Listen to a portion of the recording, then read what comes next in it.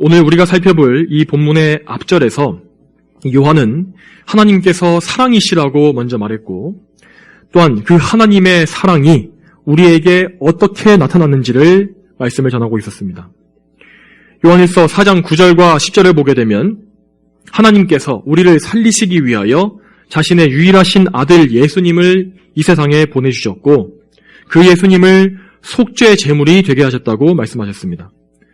그렇게 하심으로써 하나님은 그분의 사랑을 우리에게 나타내 보여주셨고, 우리를 먼저 사랑해 주신 것입니다. 요한은 이처럼 하나님께서 우리에게 주신 구원의 교리에 대해 아주 정확하고도 또한 간결하게 정리해 주었습니다. 이 말씀은 복음의 핵심이 담긴 아주 중요한 것이기 때문에 이 요한은 우리로 하여금 다시금 이 구절들, 그러니까 9절 10절을 다시금 상기시키고 다시 한번 생각하게 하고 마음에 깊이 새기도록 요청하고 있습니다. 자, 바로 그 요청이 오늘 우리가 읽은 4장 11절의 말씀부터 나오는 것입니다. 사랑하는 자들아, 하나님께서 이같이 우리를 사랑하셨으니 우리도 서로 사랑하는 것이 마땅하다. 여러분, 근데 사실 이런 말씀은 우리가 교회에서 너무나 자주 듣는 것이고 또한 너무나 당연하게 들리기 때문에 좀 우리가 깊이 생각하지 않고 넘어가기가 쉽습니다. 그렇지만 우리는 하나님의 말씀 한 구절 한 구절을 정말로 있는 그대로 믿고 우리 마음속 깊은 곳에 그 말씀이 들어가도록 해야 합니다. 성경 말씀은 문학적인 아름다움을 감상하라고 우리에게 주어진 것이 아닙니다.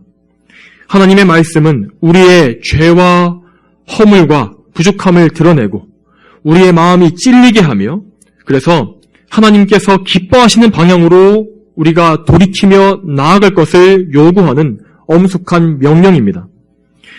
만약 우리가 그 명령에 따르기를 거절한다면 그것은 우리가 구원받지 못한 거짓 신자임을 스스로 자백하는 것이나 다름없을 것입니다. 그러므로 우리는 성도답게 말씀을 진지하게 받아들이고 성경의 계명에 우리 자신을 정직하게 비추어 보아야 합니다. 여러분, 우리는 요한이 전한 이 말씀대로 하나님의 사랑을 정말 깊이 알고 깨닫고 있습니까? 또한 우리가 그 사랑을 생각하며 마음에 새기는 가운데에서 우리는 우리의 형제들을 사랑하기 위해서 노력하고 있습니까? 이 질문을 스스로에게 진지하게 던져봄으로써 우리는 자신의 불순종과 위선과 죄악을 드러내고 회개해야 한다는 것입니다. 여러분, 11절 마지막 부분에서 마땅하다라고 번역되어 있는 이 단어는 원래 원어에서 빚지고 있다라는 의미를 가지고 있습니다. 우리는 하나님의 사랑에 이처럼 무한한 빚을 지고 있고, 그리고 그 사랑의 빚에 보답하고자 하는 마음을 가지면서 서로를 사랑해야 한다는 것입니다. 그래서 이 마음을 가지고 바울 사도는 로마서 1장 14절에 이렇게 말합니다. 나는 헬라인이나 야만인이나 지혜 있는 자나 어리석은 자에게 다 빚진 자이다. 하나님께서 우리에게 먼저 베푸신 그 사랑을 더 많이 알고 더 깨닫는 사람일수록 우리가 받은 그 사랑의 빚이 얼마나 큰지를 알게 될 것입니다. 그런데 여러분, 우리 중에 어떤 분은 이렇게 생각할지도 모르겠습니다. 하나님께서 나를 사랑하심으로 내가 빚진 것은 알겠다. 그런데 그러면 우리의 사랑을 하나님께 드려야 할 것이 아닌가? 내가 남을 사랑하는 것이 하나님의 사랑의 빚과 무슨 관계가 있을 것인가? 자, 그 이유는 사실 요한이 11절에서 말한 이같이라는 단어에 다 들어있습니다. 하나님께서 우리에게 주신 사랑과 구원은 우리를 옛 질서에서 완전히 새롭고 거룩한 질서 안으로 불러 이끌어들이는 것입니다. 로마서 8장 2절에 그리스도 예수님 안에 있는 생명의 성령의 법이 죄와 사망의 법에서 너를 해방하였다라고 말씀하시는 것을 볼 수 있습니다. 우리는 예수님을 믿기 전에 나를 사랑하고 세상을 사랑하고 정욕과 죄악을 사랑하며 하나님의 계명을 어기면서 살았습니다. 그것이 우리가 죄와 사망의 법에 속했었다는 의미입니다.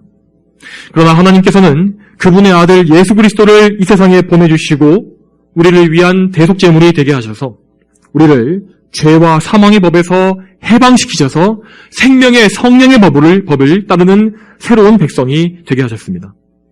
우리는 완전히 새로운 피조물이 되어서 성령님의 인도하심을 따라서 영원한 생명을 주는 하나님의 계명에 순종하는 삶을 살게 된 것입니다.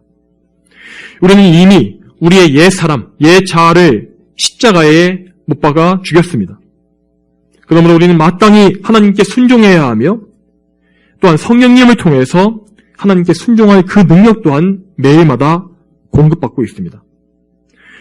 여러분 그러면 하나님께 순종하는 것이란 무엇을 말하는 것입니까? 그것은 그분께서 정하신 계명, 그분께서 정하신 기준에 나 자신을 맞추고 철저히 복종시키는 것입니다. 하나님의 계명은 성경에 10계명으로 요약되어 있습니다. 그런데 예수님께서는 또 신약에서 그 10가지 계명을 또 한 번 요약하셔서 2가지 계명으로 정리해 주셨습니다. 그 첫째가 무엇입니까? 내 마음을 다하고 내 목숨을 다하고 내 뜻을 다하여 주 너희 하나님을 사랑하여라 하는 이것이 첫 번째 가는 계명입니다. 여러분 이 말씀처럼 우리는 하나님께 엄청난 사랑의 빚을 졌고 이제 그분의 소유가 되었습니다. 그분께서 우리를 값주고 사셨습니다. 그러므로 하나님을 사랑하는 것이 우리의 첫째 가는 의무인 것입니다. 우리는 늘 하나님의 놀라운 사랑에 감사하며 그분의 사랑에 응답하는 삶을 살아야 합니다. 그런데 예수님께서는 여기서 그치지 않으시고 이어서 2번째 계명을 말씀하십니다.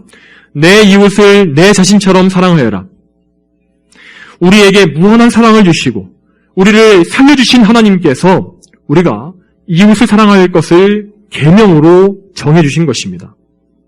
특히 하나님께서는 예수 그리스도 안에서 한 몸을 이룬 형제들을 지극히 사랑해야 할 것을 더욱더 우리에게 강하게 요구하십니다. 그 형제들은 예수님께서 나에게 하신 것과 같이 똑같이 보배로운 피를 흘려서 값주고 사신 사람들이며 또한 예수님 안에서 연합되어 나와 한 몸을 이루게 된 지체들입니다. 그러므로 우리는 마땅히 서로 사랑해야 한다는 것입니다. 예수님의 비유 속에 나와 있는 1만 달란트 빚진 사람처럼 우리는 도저히 갚을 수 없는 엄청난 죄의 빚을 탕감받은 사람들입니다. 하나님께서는 그런데 그 빚을 탕감해 주신 대가로 우리에게 뭔가 물질을 요구하시거나 아니면 우리에게 우리의 의나 공로를 쌓을 것을 요구하시지 않습니다. 하나님께서는 그 대신 우리를 자녀로 삼으셔서 우리가 사랑하는 자녀로서 기쁜 마음으로 자발적인 마음으로 하나님을 사랑하고 죄를 멀리하고 또한 예수님의 성품을 닮아서 자연스럽게 형제들을 사랑하기를 원하시는 것입니다. 여러분 그런데 이것은 물론 자발적인 것이지만 또한 어떤 선택사항이 아닙니다. 우리에게는 이 2번째 계명을 어길 권한이 없으며 또한 서로 사랑하지 않고 남을 미워하거나 우리 멋대로 할 어떠한 권리가 없는 것입니다. 여러분 이것이 우리에게 성도된 우리에게 주어진 새로운 영적 의무입니다. 우리가 참으로 거듭나서 새 사람이 되었다면은 우리는 하나님의 계명에 즐겁게 순종하려고 할 것입니다. 이것을 멍해로 여기지 않을 것입니다. 그러나 우리는 여러분 우리가 알다시피 항상 이 계명을 지키는 데에 큰 어려움을 겪게 됩니다. 우리는 이 계명을 지키려 할수록 날마다 우리가 얼마나 연약한지를 더 알게 되고 얼마나 우리 안에 옛사람의 본성이 여전히 살아서 우리를 죄짓게 하고 꿈틀거리고 있는지를 처절하게 경험하곤 합니다. 우리는 날이면 날마다 우리 스스로는 무엇을 어떻게 해볼 힘이 없다는 것을, 거룩하게 할 능력이 없다는 것을 철저하게 알게 됩니다. 우리 안에는 정말 서로 사랑할 능력이 조금도 없습니다. 여러분 그러면 어떻게 해야 합니까? 우리에게는 다른 방법이 없습니다. 요한사도가 말한 것과 같이 이런 성경의 진리를 계속해서 생각하고 마음 깊이 새겨야 합니다. 하나님께서 나를 먼저 사랑하셨다. 내가 그분을 사랑한 것이 아니라 내가 그분과 원수되었을 때 하나님께서 나를 먼저 사랑해 주셨다. 하나님께서 나를 위해 그분의 아들을 주셨다. 하나님의 아들 예수 그리스도께서 나를 위해 피 흘리셨고 나를 위해서 죽어주셨다. 이 놀라운 복음, 이 구원의 소식을 반복해서 듣고 반복해서 생각하고 성령님을 통해서 계속해서 더욱더 깊이 알아가야 하는 것입니다. 그래서 이 진리가 우리 마음속 가장 깊은 곳에 들어가서 우리의 마음을 사로잡고 우리를 지배하게 해야 합니다. 그래서 우리가 생각하고 말하고 행동하는 모든 원리가 전적으로 변화되어야 하는 것입니다. 우리는 그렇게 성화되어 가면서 우리의 죄악된 것들, 죄악된 습관과 악한 것들을 하나 둘씩 걷어내고 정리해야 합니다. 나의 정욕과 나의 혈기와 자기를 사랑하는 마음과 온갖 자기 중심으로 도배가 되어 있는 옛사람의 그런 썩은 잔재들이 처리되어야 하는 것입니다. 그렇게 되어갈수록 우리는 정말로 형제를 사랑할 줄 아는 그리스도인다운 모습, 거룩한 모습으로 변화되어 갈 수 있을 것입니다. 사랑하는 성도 여러분, 그런데 사람의 본성은 계속해서 자기 자신에게 집중하려고 합니다. 나의 평안을 위하고 싶어하고 남의 잘못을 드러내어서 내 행동을 정당화시키고 내 영광을 드높이고 싶어하고 내 공로를 드러내고 교만해지고 싶어합니다. 또한 우리는 쉽게 분노하고 성내며 내가 하고 싶은 대로 마음껏 해버리려고 하는 그런 욕망에 계속해서 끌려갑니다. 그러나 그럴 때에 그렇게 욕망이 휘몰아치고 우리의 죄가 우리를 끌어당길 때에 우리는 잠시 멈추어서서 생각해야 합니다. 무엇을 생각해야 합니까? 우리는 두 가지를 생각해야 합니다. 먼저는 앞서 말했다시피 하나님의 사랑입니다.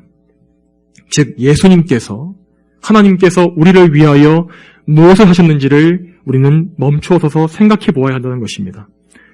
앞서서 요한일서 3장 16절에 요한은 이렇게 말했습니다. 그분이 우리를 위하여 자신의 목숨을 버리셨으니 이것으로 우리가 사랑을 알게 되었고 우리도 형제들을 위하여 목숨을 버리는 것이 마땅하다. 우리는 이 말씀을 생각해야 합니다. 형제를 위해서 목숨까지도 버리는 것이 마땅하고 당연한 일이라고 한다면은 지금 내가 형제에게 하려고 하고 있는 이 행동은 얼마나 부끄러운 것이 되겠는가? 나의 죄가 얼마나 성령님을 근심하시게 만들겠는가? 나의 행동이 얼마나 예수님의 그 몸바치신 사랑을 우습게 만드는 일이 되겠는가? 이러한 질문들을 통해서 우리는 더욱더 나를 부인하고 나를 쳐서 복종시키고 형제 사랑을 실제로 실천할 수 있어야 할 것입니다. 또한 두 번째로 우리는 예수님께서 이 세상에서 보여주신 삶의 모범들, 그분의 완전한 삶의 모범을 생각해야 합니다. 즉 이 말은 예수님이라면 이런 상황에서 어떻게 하셨을까라는 것을 떠올려 보아야 한다는 것입니다. 요한복음 13장 1절에 이렇게 말씀하십니다. 6월절 전에 예수께서 이 세상을 떠나 아버지께로 가야 할 자신의 때가 이른 줄을 아시고 세상에 있는 자기 사람들을 사랑하시되 끝까지 사랑하셨다. 예수님께서는 이때에 이제 곧 엄청난 고난을 당하시고 하나님의 저주와 진노를 다 감당하시며 생명을 내어주셔야 할 그 십자가의 시간이 다가오고 있다는 사실을 아셨습니다. 그럼에도 불구하고 예수님은 자신을 생각하신 것이 아니라 자신에 대해서는 조금도 생각하시지 않고 자기 사람들을 사랑하시되 끝까지 사랑하셨다고 말씀하십니다. 여러분, 이것이 예수님께서 우리에게 보여주신 완전한 사랑의 모범입니다. 이것이 완전한 사랑입니다. 그분은 단 한 번도 자기의 유익을 위하지 않았고 단 한 번도 혈기를 부려 죄짓지 않았으며 절대로 교만하거나 자신을 높이지 않으셨습니다. 우리는 이처럼 두 가지를 생각하면서 하나님의 사랑 또한 예수님의 모범 이것을 생각하면서 우리의 정욕과 옛사람의 본성을 하나님의 사랑 앞에서 낮추고 굴복시켜야만 합니다. 우리가 형제를 사랑할 수 있는 이 유일한 길이 바로 여기에 있는 것입니다. 이처럼 예수님의 사랑을 깊이 깨닫고 예수님께서 보여주신 사랑의 모범을 따르는 사람은 그렇게 할수록 자신의 상태를 더욱더 깊이 깨닫게 될 것입니다.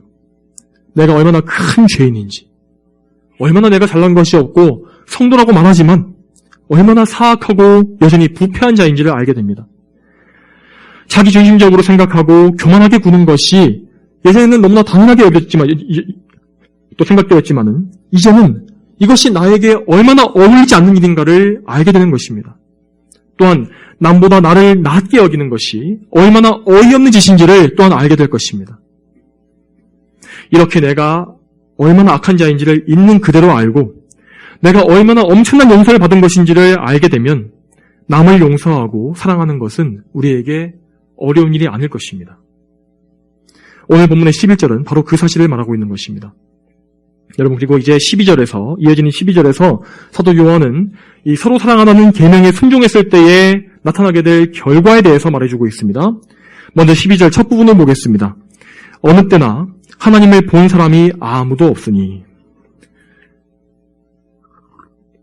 성경을 보면 여러분, 하나님을 직접 눈으로 본 사람이 아무도 없다는 사실을 우리가 알게 될 수 있습니다.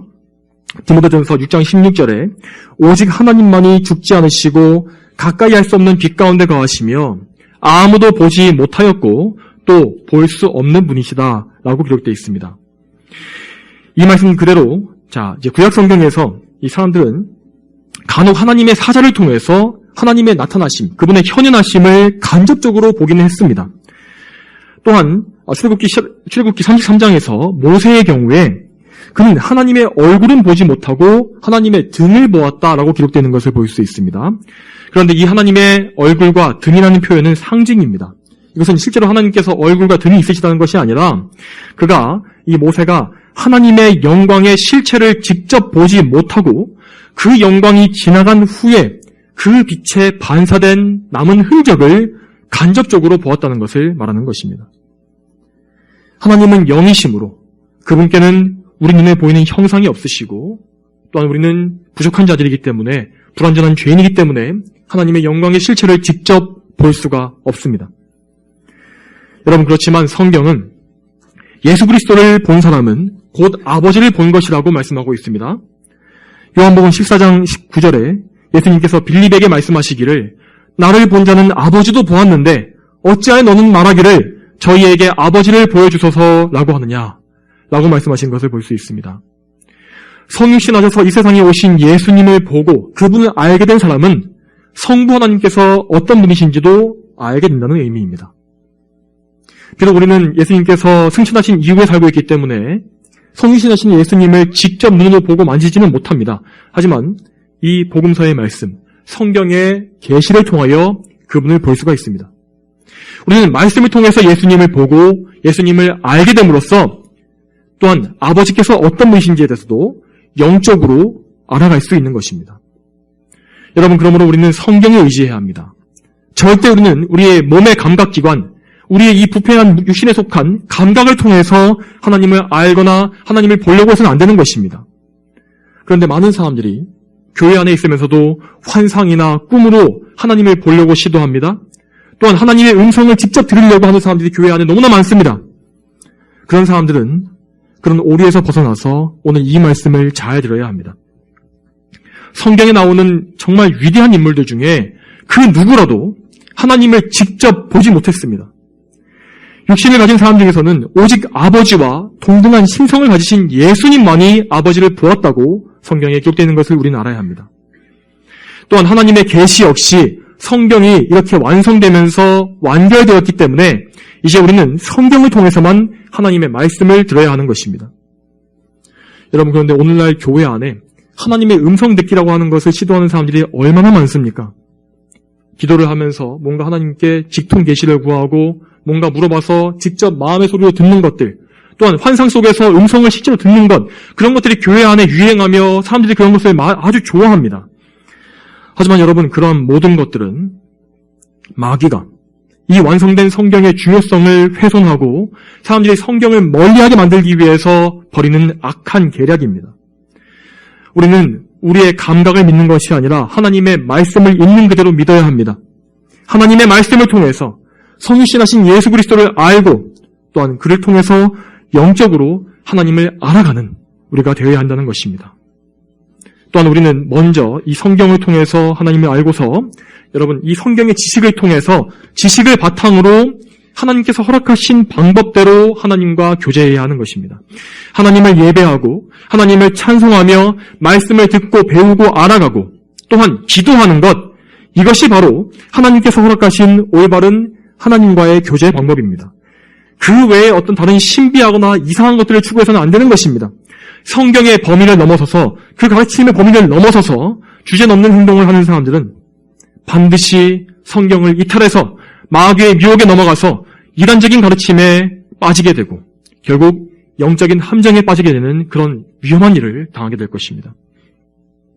또한 여러분, 이렇게 하나님과 교제하며 그분을 사랑하는 가운데에서 우리가 참 사랑을 가진 성도임을 입증할 수 있어야 합니다. 그것이 바로 서로 사랑하는 것입니다. 이 부분에 대해서 요한 사도는 뒤에 나오는 20절에서 이렇게 말합니다. 누구든지 하나님을 사랑한다고 하면서 자기 형제를 미워하면 그는 거짓말쟁이니 보이는 형제를 사랑하지 않는 자가 보이지 않는 하나님을 사랑할 수 없다. 이처럼 성도에게 있어서 하나님 사랑과 형제 사랑은 항상 함께 있는 것입니다. 하나님을 사랑하는 사람은 반드시 자기 형제를 사랑하는 것으로서 자신의 사랑을 입증하게 되어 있다는 것입니다. 그래서 요한사도는 12절 말씀에서 우리가 서로 사랑하면 하나님께서 우리 안에 거하실 것이다 라고 말씀하시는 것입니다. 우리는 서로 사랑함으로써 하나님의 영이신 성령께서 우리 안에 내주하시고 나를 인도하신다는 그 사실을 보여주는 것입니다. 여러분, 성령께서 우리에게 내주하시는 것은 예수님을 통해서 우리에게 주시는 참 놀라운 선물입니다. 성령께서는 우리 안에 거하시면서 우리와 하여금 서로 사랑할 능력을 주시고 그렇게 하도록 인도하십니다. 그러므로 우리가 서로 사랑할 수 있다는 것, 이것은 우리 안에 성령께서 계신다는 가장 강력한 증거가 되는 것입니다. 이렇게 믿음의 증거가 드러날 때에 우리의 믿음은 더욱더 굳건해지고 우리는 더욱더 확신을 가지게 되며 성령님과 더욱더 온전하게 동행할 수 있는 더 굳은 믿음을 가지게 되는 것입니다. 이렇게 성령님과 동행하면서 형제 사랑을 실천하는 자는, 그 거룩한 성도는 한층 더 놀라운 영광을 누리게 될 것입니다. 그 말씀이 12절 마지막에 나옵니다. 그분의 사랑이 우리 안에서 온전하게 된다. 여기서 말씀하시는 그분의 사랑, 이것은 9절과 10절에 말씀하시는 놀라운 하나님의 사랑을 말하는 것입니다. 하나님께서 먼저 사랑하시고 우리를 위해서 아들을 주신 그 사랑을 베푸신 결과가 형제를 사랑하는 이 일을 통해서 우리 안에서 온전히 이루어질 수 있다는 것입니다. 그러므로 우리에게 이 형제 사랑이라는 것은 어떤 장식이 아닌 것입니다. 성도로서 하나님의 사랑을 받았다면 그 사랑을 온전케 하기 위해서라도 우리는 그 사랑을 행해야 하는 것입니다. 여러분, 이런 의미에서 우리는 우리 예일교회의 표어를 이해해야 합니다. 우리 교회의 표어가 무엇입니까? 사랑이 많은 교회가 가장 좋은 교회다 라고 말한 그 존 오웬의 말이지 않습니까? 하나님께서 우리에게 그분의 놀라운 사랑을 나타내시고 구원하신 것은 우리가 사랑의 계명을 지키는 새로운 백성들이 되게 하시려는 그런 뜻이었습니다. 마음과 뜻과 목숨을 다하여 하나님을 사랑하고 나의 이웃을 내 몸과 같이 사랑하는 거룩한 새로운 백성으로 만드시는 것, 그것이 바로 하나님의 사랑의 목적입니다. 그러므로 우리 안에, 이 교회 안에 참된 사랑, 하나님의 그 사랑이 가득하다면 교회 안에는 하나님께서 베푸신 사랑이 온전하게 이루어진 것입니다. 그런 교회와 성도들은 하나님을 가장 기쁘시게 하는 일을 이 땅에서 이미 행하고 있는 것입니다. 이 지상에 속한 교회에 그보다 더 큰 영광이 어디 있겠습니까? 또한 우리 각 개인에게도 그보다 더 큰 영광이 어디 있겠습니까, 여러분? 이런 의미에서 여러분, 우리는 이 교회의 표를 생각하고 참으로 사랑이 가득한 교회를 성령 안에서 일구어 가야 하는 것입니다. 이어서 본문의 마지막 13절을 보겠습니다. 그분께서 우리에게 성령을 주셨으므로 이것으로 우리가 그분 안에, 그분이 우리 안에 거하시는 것을 안다. 하나님께서는 성령님을 통하여 우리 안에 거하신다고 하십니다. 아버지와 아들, 성부와 성자께서 하나님의 영이신 성령을 우리에게 보내주셨고 성령께서는 우리 안에 오셔서 우리를 떠나지 아니하시고 영원히 우리와 함께 하시는 것입니다. 그러므로 우리는 성령님을 통하여 하나님께서 우리 안에 거하신다는 것을 알게 됩니다. 또한 우리는 성령님을 통하여서 우리가 하나님 안에 있다는 것도 알게 됩니다. 하나님 안에 있는 것이 무엇입니까? 바로 예수 그리스도와의 거룩한 연합을 말하는 것입니다. 우리는 그리스도 예수님과 연합됨으로 말미암아 그분과 한 몸이 됨으로 말미암아 하나님 안에 살게 되는 것입니다. 이렇게 우리가 하나님 안에 살고 하나님께서 우리 안에 사시는 이런 상호 내주라고 하는 이 개념은 요한일서에서 자주 반복되고 있는 신비로운 교제에 대한 그 언급입니다. 이 표현은 우리가 하나님과 살아있는 관계 안에 있다는 사실을 의미하는 것입니다. 이처럼 우리는 하나님 안에, 또한 우리 안에 하나님께서 계시고 우리가 하나님 안에 있는 이런 살아있는 교제를 누리고 있기 때문에 이전과는 완전히 달라져야 하는 것입니다. 우리가 하나님 안에 있다고 하는데 교회에도 한 발을 걸쳐놓고 세상에도 한 발을 걸쳐놓고 이렇게 사는 것은 말이 안 되는 것입니다. 세상의 온갖 것을 사랑하며 사는 것은 성도에게 합당하지 않습니다. 세상에 대한 사랑이 점점 죽어가야 합니다. 우리는 자신의 죄에 대한 깊은 자각을 가지고 또한 의로운 일에 대한 열망을 품을 수 있어야 합니다. 새로운 성향과 새로운 성품, 의를 사랑하고 하나님을 높이고자 하는 그 성품을 가지고서 그 성품으로서 인생의 목적 자체가 나 자신을 위한 것에서 하나님의 영광을 위한 것으로 완전히 180도 바뀌어야 하는 것입니다. 하나님을 사랑하고 그분을 더 알아가는 것을 내 평생의 소망으로 알고 나의 영원한 기쁨으로 아는 그 마음이 있어야 합니다. 물론 이러한 변화가 일어난다고 해서 원래의 나라고 하는 사람이 없어져 버리는 것은 아닙니다. 나라는 사람은 여전히 이 땅에 존재합니다. 그렇지만 성령님을 통해서 우리는 영적으로 완전히 새로운 피조물이 될 수 있는 것입니다. 이렇게 한 사람이 거듭나서 새로운 피조물이 된다는 것은 단순히 성경을 조금 더 알게 되고 이렇게 예배에 참석함으로써 종교 생활을 조금 더 하게 되는 그런 것들을 의미하는 것이 아닙니다. 단지 교회에 속하고 예배에 출석한다고 해서 그것만으로 내가 성도가 되었다고 그렇게 믿는 것은 큰 오산입니다. 우리는 반드시 우리가 받은 은혜, 성령님의 선물에 합당한 열매를 맺어야 합니다. 우리는 성령님을 선물로 받아서 하나님의 거룩한 영께서 내주하시는 사람이기 때문에 영적인 열매를 맺는 것이 너무나 당연한 것입니다. 바울 사도는 갈라디아서 5장에서 성령께서 내주하시는 사람이 맺는 열매들을 9가지로 정리해 놓았습니다. 이 9가지 열매 여러분 다 아시지 않습니까? 그것은 사랑과 기쁨과 화평과 오래 참음과 친절함과 선함과 충성과 온유와 절제라고 하였습니다. 이 목록들을 찬찬히 살펴보고 자신을 돌이켜보아서 이러한 열매들이 정말 맺히고 있는지를 우리는 점검해야 합니다. 그러면 분명히 우리 안에 부족한 것들이 드러나게 될 것입니다. 그렇지만 여러분 사실 우리 자신을 더욱더 정직하게 평가해보면은 사실 맺히고 있다고 하는 것조차도 다 부족할 것이고 모든 열매가 다 미진하고 불만족스러울 수밖에 없습니다. 또한 그 중에서 더 미진하고 아예 거의 희미하게 보이지 않는 것들이 존재한다는 것을 너무나 뼈저리게 알게 될 것입니다. 그렇지만 여러분 그것에 대해서 두려워하지 말고 직면해야 합니다. 그 사실을 올바르게 깨닫고 나 자신을 있는 그대로 알고 나를 낮추며 겸손히 회개하면서 성령의 열매를 맺어가는 우리 모두가 되어야 하는 것입니다.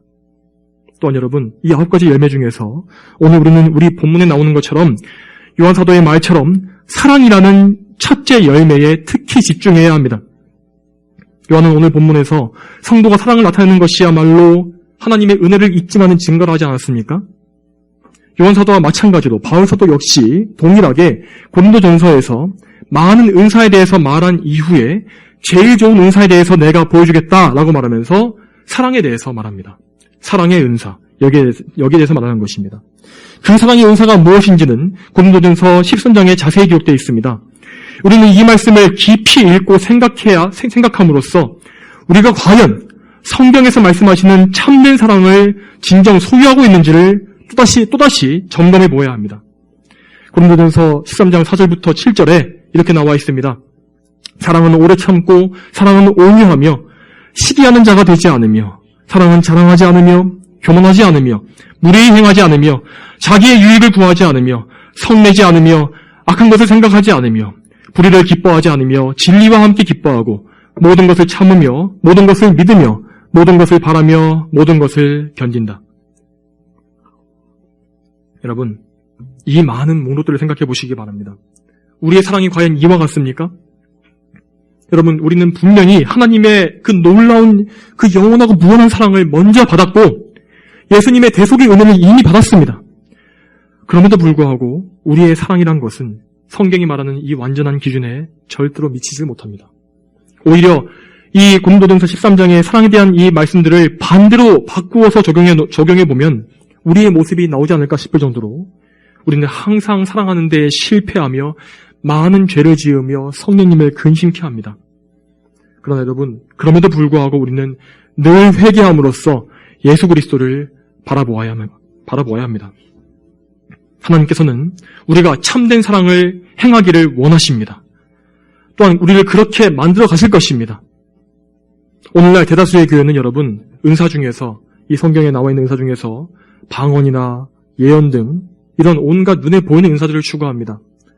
방언은 분명히 성경에서 폐해진 것인데 이제 우리에게는 없는 것인데도 불구하고 가짜 방언들을 믿으면서 그렇게 계속해서 그것을 추구하고 있습니다. 또한 은사를 추구하지 않는 교회들이 하는 그런 일부 개혁교회들, 이런 교회들은 사랑이 없이 지식만을 추구하다가 교만에 빠지고 그 교리 자체, 지식 자체를 숭상하는 교조주의에 빠져가는 것을 또한 볼 수 있습니다. 여러분, 제가 그런 분들을 공격하거나 미워서 이런 말을 하는 것이 아닙니다. 참된 교회는 온전한 지식과 함께 언제나 온전한 사랑, 뜨거운 사랑을 항상 추구해야 합니다. 고린도전서 13장 8절에 사랑은 결코 없어지지 않는다고 하셨고, 또한 이어지는 13절에는 믿음, 소망, 사랑 이 세 가지 중에서 제일 큰 것이 사랑이라고 말씀하셨습니다. 사랑은 제일 큰 은사이자 우리 기독교 신앙의 궁극적인 완성입니다. 우리의 구원이 완성되어서 천국에 이르렀을 때에 믿음과 소망은 그곳에서 더 이상 필요하지 않을 것입니다. 이미 그곳에서는 소망이 다 이루어져서 더 이상 소망할 것이 없기 때문에 소망이 필요 없고, 또한 믿음 역시 우리가 하나님을 계신 그대로 대하여 볼 것이기 때문에 더 이상 필요 없는 것입니다. 그러나 사랑만큼은 영원할 것입니다. 그것에서 우리는 흠없이 완전한 사랑으로 하나님을 완벽하게 사랑할 수 있고, 또한 우리와 함께 천국에서 유업을 상속받은 형제들을 완벽하게 사랑할 수 있습니다. 그 영원한 사랑을 소유하기 전까지 우리는 이 땅에서 부단히 성령님의 은혜 가운데 믿음과 소망을 함께 가지고서 사랑의 훈련을 해나가야 하는 것입니다. 그러므로 성도 여러분, 이 땅에서 믿음을 가지고 사시는 이 삶 동안에 다른 것을 하실 것이 아니라 사랑을 가질 수 있도록 부단히 노력하시길 바랍니다. 말씀을 전하는 저나 여러분 모두 하나님을 사랑하고 형제 사랑하는 이 모든 일에 너무나 자주 실패하고 넘어질 것입니다. 앞으로도 정말 많이 넘어질 것입니다. 그러나 그럴 때마다 좌절하지 마십시오. 오직 우리를 사랑하신 하나님의 놀라운 사랑으로 다시 돌아가시길 바랍니다. 그 놀라운 구원의 사랑을 다시 바라보시고 붙잡으시며 우리를 끝까지 사랑하신 예수님의 그 사랑을 배우시기 바랍니다. 여러분, 제가 여러분에게 소망의 말씀을 한 가지만 더 말씀드리겠습니다. 오늘 말씀을 기록했던 요한사도 역시 그의 젊은 시절에는 자신과 자신의 형제 야고보를 예수님의 보좌 양편에 앉게 해달라고 말할 정도로 정말 교만하고 욕심 많고 사랑이 없는 자였습니다.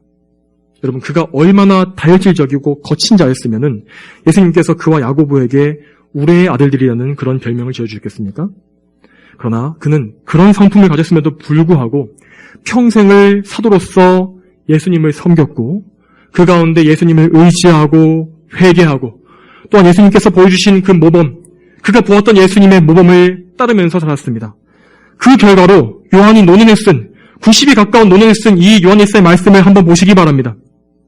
그는 정말로 사랑의 사도라고 불리게 될 만큼 사랑이 넘치고 온유한 사람으로 변화되었습니다. 오직 하나님께서, 하나님의 영이신 성령께서 그를 이끄시며 그를 이렇게 사랑의 사람으로 예수님을 닮은 참된 사랑을 가진 사람으로 만드신 것입니다. 소망이 없고 부족한 우리 역시 그 하나님의 은혜가 날마다 필요합니다. 우리가 삼위일체 하나님의 은혜로서 그분의 사역으로서 많이 연단되고 성화된다면은 우리도 역시 장차 언젠가는 요한과 같이 많은 사랑을 가진 더욱더 온전하고 거룩한 하나님을 많이 기쁘시게 하는 성도가 될 수 있을 것입니다. 여러분, 이 소망을 품고 사십시오. 세상의 다른 소망을 버리시고 하나님을 기쁘시게 할 것을 참된 소망으로 영원히 품으시길 바랍니다. 저 여러분 모두가 그 은혜를 누리면서 참된 소망 가운데 살게 되기를 축복합니다. 다 함께 기도하겠습니다. 거룩하신 아버지 하나님, 오늘도 이 요한일서의 말씀을 통하여서 하나님께서 우리에게 이루고자 하시는 그 사랑의 완성이 무엇인지를 알게 하시며 또한 우리의 부족함을 알고 하나님 앞에서 낮출 수 있는 귀한 말씀들 허락하심에 감사드립니다. 하나님 아버지, 우리가 우리 자신의 죄악됨과 연약함과 모든 누추한 이 더러운 것들을 있는 그대로 알게 하시고 더 깊이 알게 하소서. 그러나 우리가 저희의 죄악된 모습에 갇혀있는 것이 아니라 우리의 눈을 들어 하나님의 사랑을 바라보게 해주시옵소서. 예수 그리스도의 그 놀라운 사랑, 또한 우리에게 보여주신 그 사랑의 모범을 보면서 우리가 더욱더 하나님께 의지하며 보혈로 죄를 씻고 더욱더 회개하며 더욱더 온전해갈 수 있도록 도와주시옵소서. 그리하여서 이 예일교회가 더욱더 사랑이 넘치는 교회가 되게 하시며 우리 각자의 삶이 정말 옛 성도들의 삶과 같이 정말 거룩하게 성화된 사랑의 삶으로 변화될 수 있도록 주여 인도하여 주시옵소서. 감사드리며 예수님의 이름으로 기도 올립니다. 아멘.